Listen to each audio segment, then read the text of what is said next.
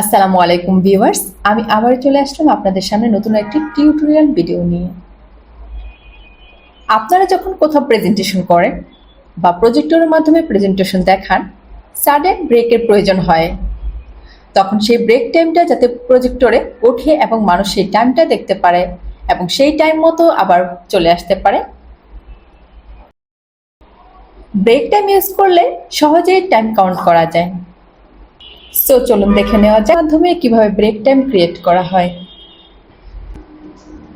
Old ভার্সনে পাওয়ার পয়েন্টে 2007-10-এ insert অপশনে থাকে, কিন্তু নিউ ভার্সনে হোমে অ্যাড ইনসে ব্রেক টাইম ক্রিয়েট করা হয়।